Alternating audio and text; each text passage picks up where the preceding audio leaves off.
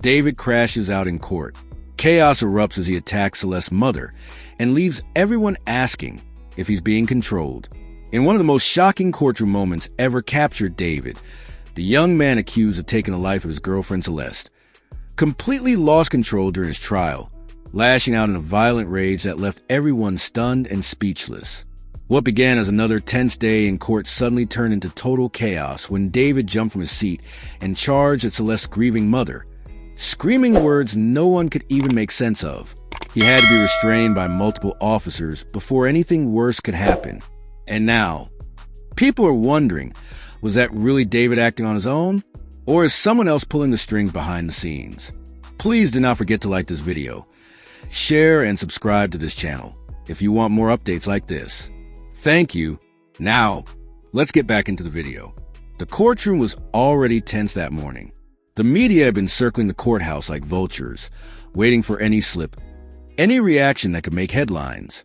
Inside, David sat stiffly, his orange jumpsuit hanging loose on his thin frame, his eyes sunken and hollow.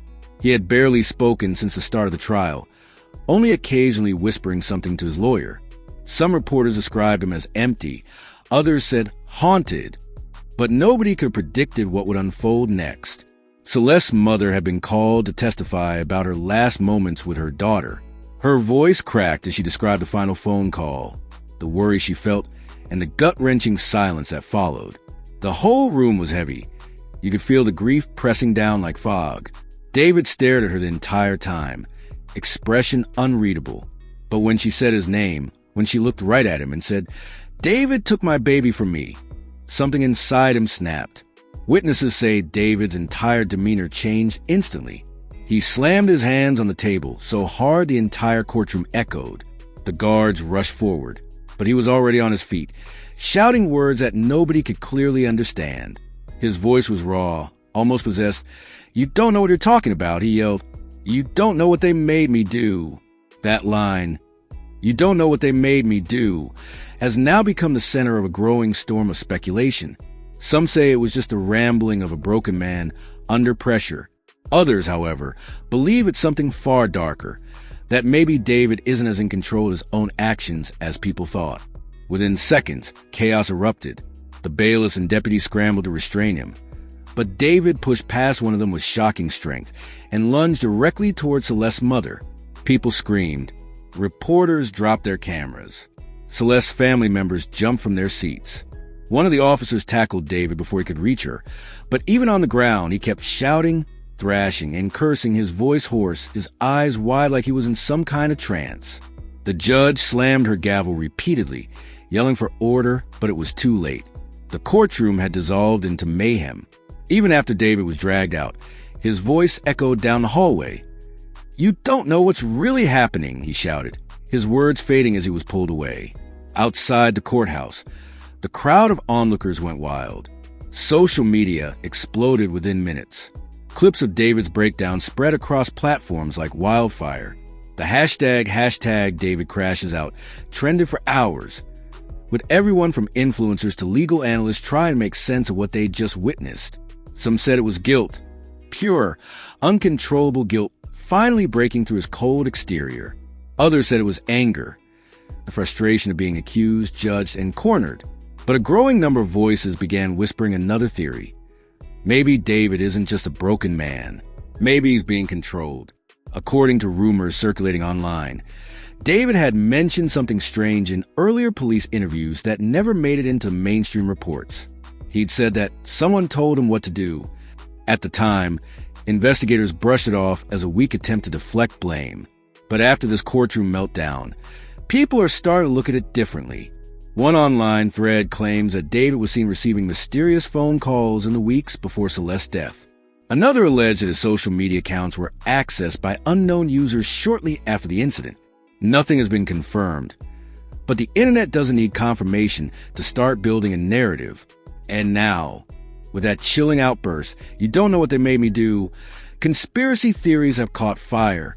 Reporters later spoke to people who knew David personally. Some said he'd changed drastically in the months before everything happened. Once quiet and artistic, he became withdrawn and paranoid. He talked about voices and pressure. One old friend even claimed that David had confided in him, saying there were people bigger than him who were watching everything he did. But the strangest part is how his behavior in court didn't just look like rage. It looked like confusion, like he was fighting something inside his own head. Several witnesses described his eyes as vacant, his movements jerky, almost robotic, as if he wasn't entirely present. Could David have been manipulated, or was he simply losing his grip on reality? After being restrained and dragged from the courtroom, David was taken to a holding cell where sources say he continued to shout and bang on the walls for nearly 20 minutes. One guard, speaking anonymously, said David kept repeating the same phrase over and over. "They told me not to say anything. They told me to stay quiet." Who are they? That's the question everyone's asking now. Some think it's a metaphor. They could be guilt, trauma, or hallucinations.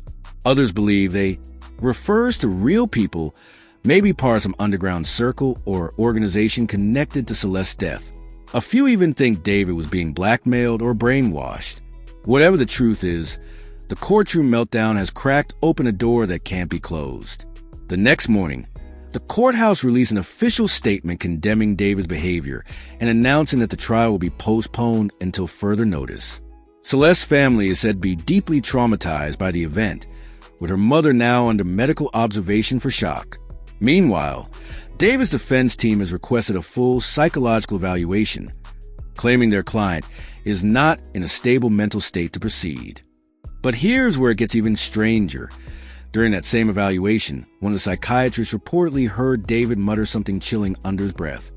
"It's not over until they say it's over." That phrase has now joined the growing list of cryptic quotes attributed to him, and each one only deepens a mystery. As news stations replayed the courtroom footage, body language experts began dissecting every frame. Some pointed out that when Celeste's mother said David's name, his pupils dilated, a classic sign of emotional overload. Others noticed how he looked toward the back of the courtroom right before he snapped, almost as if he saw someone or was reacting to a signal. A still image from that moment shows David's eyes fixated on something unseen, while everyone else was focused on a witness stand. Who or what was he looking at?